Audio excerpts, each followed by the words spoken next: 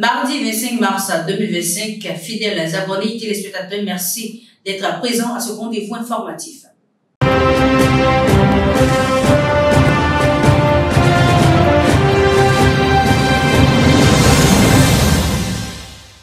Au Sénégal, le Fonds mondial international affirme qu'entre 2019 et 2024, une dette d'un montant de 7 milliards de dollars environ a été cachée par l'administration Macky Sall, confirmant ainsi les conclusions de la Cour des comptes.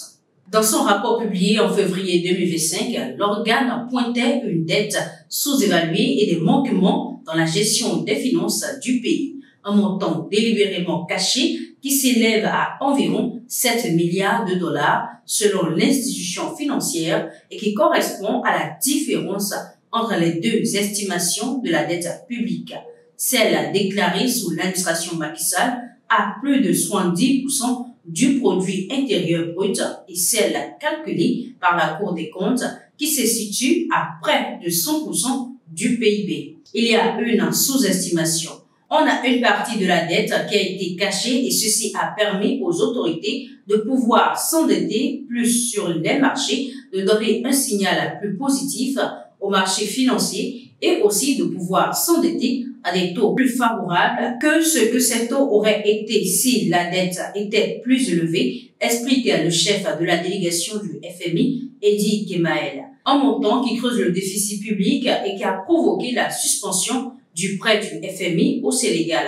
Ce programme d'aide du FMI au Sénégal d'un montant de 1,8 milliard d'euros est suspendu depuis que les nouvelles autorités arrivées au pouvoir il y a un an ont révélé en septembre dernier des erreurs dans les chiffres officiels des finances publiques sous l'ex-président Macky Sall. Ce prêt ne pourra reprendre qu'une fois que les autorités sénégalaises auront identifié quels mécanismes ont permis d'éviter qu'un tel cas ne se reproduise. Avoir un compte unique pour le trésor public, par exemple, centraliser aussi les entités en charge de la gestion de la dette.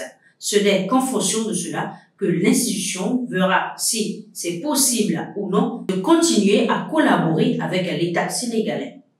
Au Cameroun, près d'une semaine après l'arrestation de 2 individus pour séquestration, les enquêtes se poursuivent pour retrouver d'autres membres du réseau de trafic d'êtres humains démantelé le 19 mars dernier dans le 4e arrondissement de Yaoundé.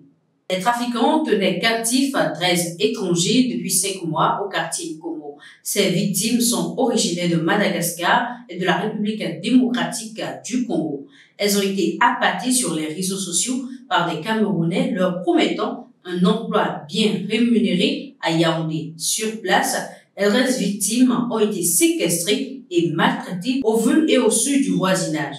Ils sont venus comme de simples locataires. 2 personnes se sont présentées comme de simples locataires et c'est une seule personne qui faisait les courses. On n'a pas beaucoup prêté attention à cela. Ce que j'ai vu cette nuit m'a vraiment beaucoup surpris, indique Jean Séverin Okola, chef du quartier. Une descente de la gendarmerie camerounaise sur les lieux a permis de libérer les victimes, 7 malgaches et 6 congolais de la RDC et d'arrêter les trafiquants. Ils subissaient de mauvais traitements. On leur demandait par exemple d'appeler leur famille pour qu'elles envoient de l'argent. Les filles auraient été probablement soumises à l'exploitation sexuelle, a pour sa part souligné le lieutenant-colonel Georges Parfait Nanan, chef du commandement opérationnel à la gendarmerie nationale.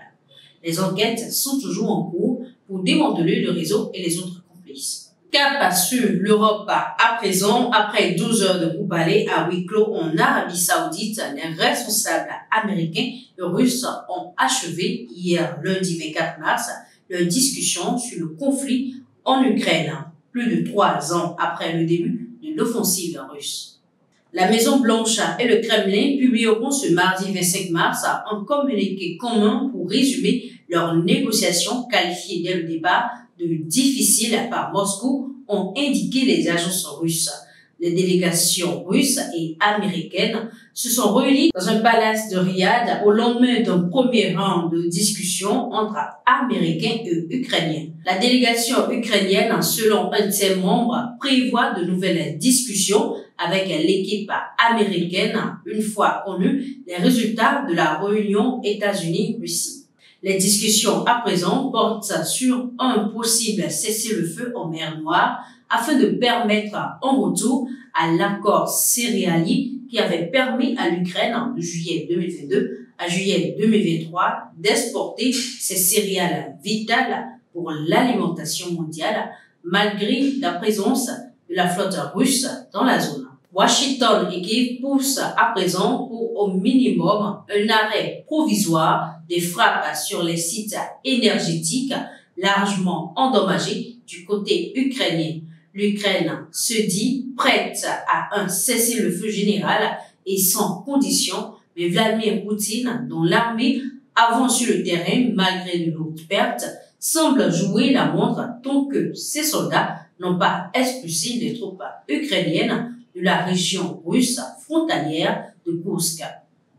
Malgré les déclarations optimistes du gouvernement ukrainien quant aux pourparlers qui se tiennent avec les États-Unis, on observe avec méfiance et sans grands espoirs ce qui se joue à propos du pays, mais loin de Kiev.